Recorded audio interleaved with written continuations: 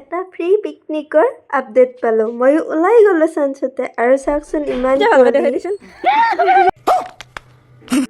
ইফালে মোৰ দাদা সিহঁতে এনে ফাল্টু কৰি আছিল, সেইবাবে জোকালোঁ আৰু মাহঁতে মোক আগবঢ়াব আহি ইফালে ৰ'দে ওলাইছে, কিন্তু মোৰ গাড়ী আহি পোৱা নাই। এই নমুনা গাইছ পিকনিকত যাব পৰা নাই, মই ওলোৱাৰ কাৰণে দা লাগছি আৰু পিকনিকত এনেকুৱা হয় অলপমান গাড়ীখন দেৰি হ'লে বা কিনো সেইগিলা কান্দবোৱে আৰু পালি দুখতে কি এইগিলা মোক কৈছে বাই বাই চাই গাইছ। মই তোক দেখুওৱা নাই, কিন্তু মোৰ লগত আজি বহুত বেয়াকৈ ধক্কা আছে, কাৰণ মোক ৰাতিপুৱাই ফোন কৰিছে গাড়ী আহি পোৱা নাই এতিয়াকলৈকে। ফাইনেলি আহি পাই গ'ল আৰু এতিয়া আমি গাড়ীত বহি যাই আছোঁ বগামাটিলৈ বুলি। এনেকৈ কাজিন চিষ্টাৰ ব্ৰাদাৰৰ লগত পিকনিক খোৱাৰ মজা পাইছেনে কেতিয়াবা?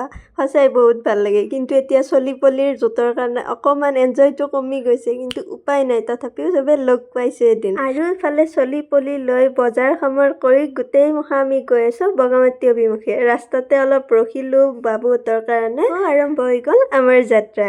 চাওকচোন বগামাটিৰ ৰাস্তাটো এতিয়া ইমান ধুনীয়া হৈছে ন? আমি 2-3 বছৰ আগত আহোঁতে ইমান যে বেয়া আছিল ৰাস্তাটো। ফাইনেলি আমি পাই গ'লোঁ বগামাটি আৰু ইফালে আমাৰ দাদাহঁতে বস্তুবোৰ উলিয়াইছে, ধুনীয়াকৈ ৰেডি কৰিলোঁ আৰু ইফালে চাফাই মন্ত্ৰী যিহেতু আমাৰ আহি পাওঁতে অকণমান দেৰি হ'ল, সেইবাবে আহিয়ে আমি আগতে খানাৰ যোগাৰ কৰিলোঁ। এইফালে বাহঁতে আমি চব্জি কটাত লাগিলোঁ আৰু বা এজনীয়ে জুই ধৰি আমাক ৰেডি কৰি দিলে।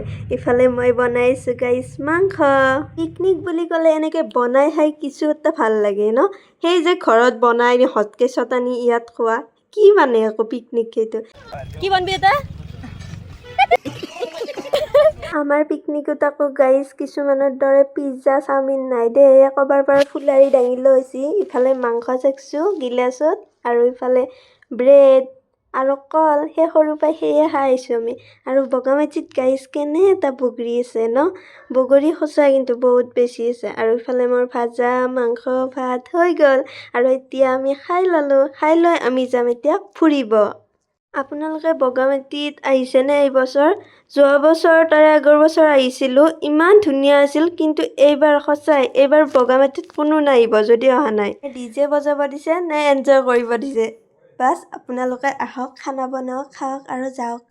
এইবাৰ আহিলোঁ আকৌ আমি পাহাৰৰ ওপৰত, তাত মন্দিৰ দৰ্শন কৰি বগামাটিৰ ভিউটো চালোঁ। সঁচাই ধুনীয়া লাগে, কিন্তু পাহাৰৰ ওপৰৰ পৰা বগামাটিৰ আচল ভিউটো দেখা পায়। আৰু আমি তলত নামি আহি ইফালে উঠিলোঁ নাৱত।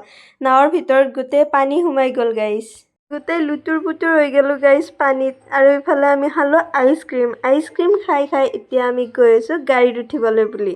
চাওকচোন বগামাটিত ঘোঁৰাও দেখা পাই গাইছ। আৰু ইফালে আমাৰ যাব সময় হৈ গ'ল। ইফালে আমাৰ মৰম লগা মইনা, আমি এয়া বগামাটিক বাই বাই দি ঘৰলৈ ৰাওনা হ'লোঁ। এয়া নাচি বাগি আমি ঘৰ যাই